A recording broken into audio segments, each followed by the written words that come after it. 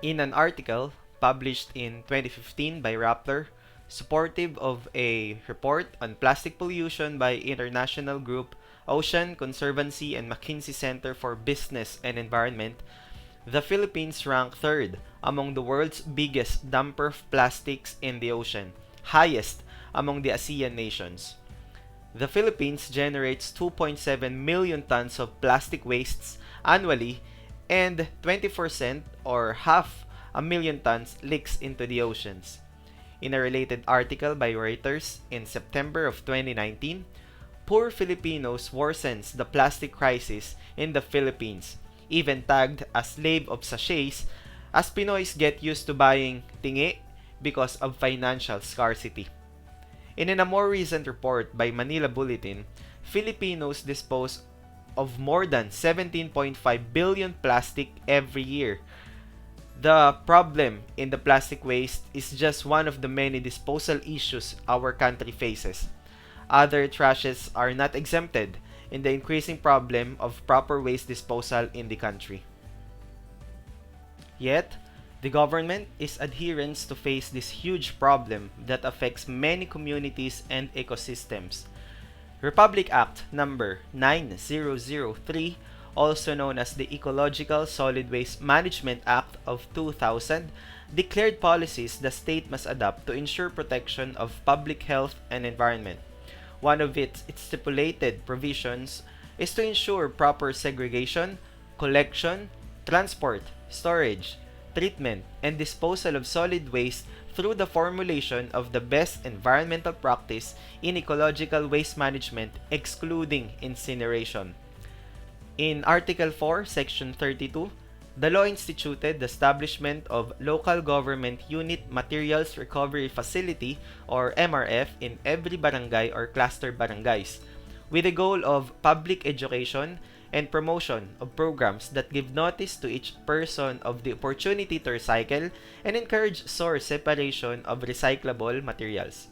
Meanwhile, in support for policy declaration of the government, different national and local agencies and offices committed to slow down the growing problem in waste management.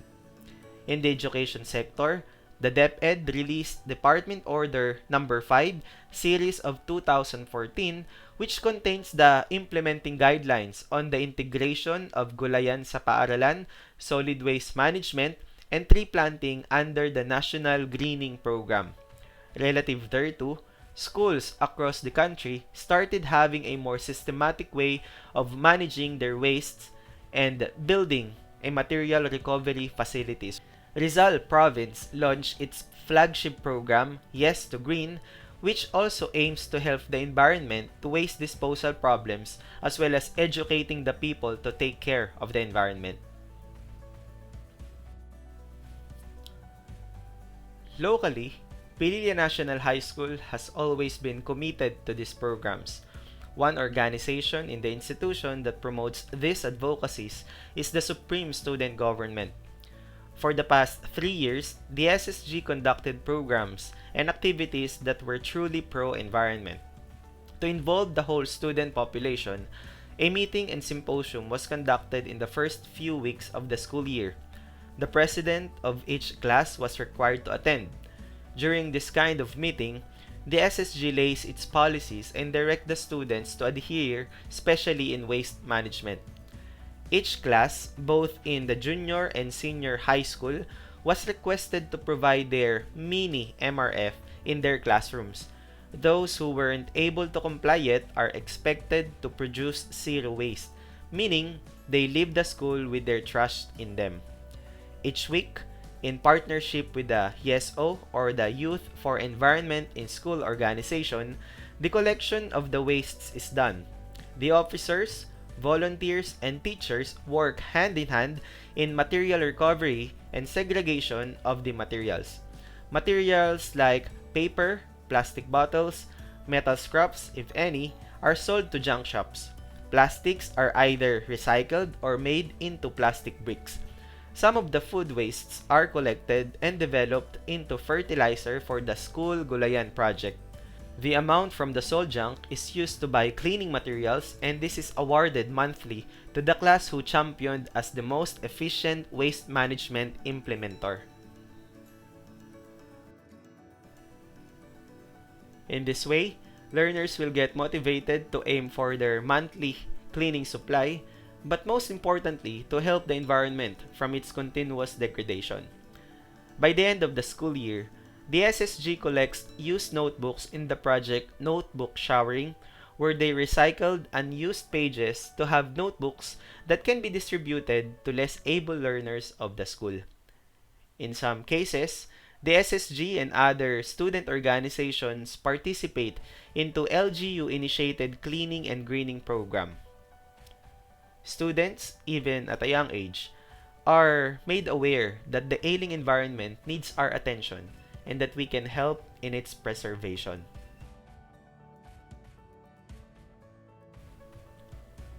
In another story, one highly commendable material recovery facility in the town of Pililla has been making a sound effort to also observe the demand in environmental preservation and waste managed disposal. Barangay Wawa is a small community of strongly knit people. It is situated at the mouth of Pililla River and by the coast of Laguna de Bay in aerial territory of the town of Pililla. It is led by Barangay Captain Ruel Masinsin, who is a champion in the MRF and solid waste management.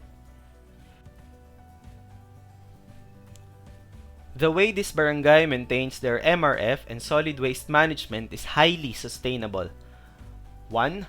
The collection of waste happens once a week, and since the locals have been used to this program, they themselves segregate their materials even before the collection day arrives. 2. A huge space of the barangay hall has already been allotted to become the MRF. Not only that, the barangay plans to even expand the growing need for waste management. 3. The amount raised from the sold materials is used in maintaining and improving the barangay, a truly sustainable effort. 4. They developed their own nursery of lettuce and other vegetables like eggplants, tomatoes, and some vines. The soil and fertilizers they used were all locally developed and all organic. Some of these vegetables were already consumed by the community for free.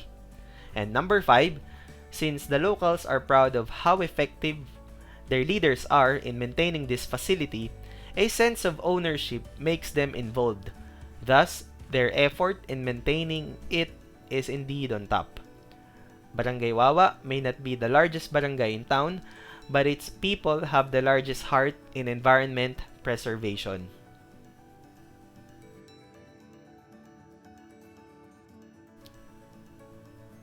The United Nations 17 Sustainable Development Goals, or SDGs, aim to achieve decent lives for all on a healthy planet by 2030. If our present generation will be able to pull this up, and we work hand in hand, we can expect that our planet and its resources will live longer and more generations to come will be benefited.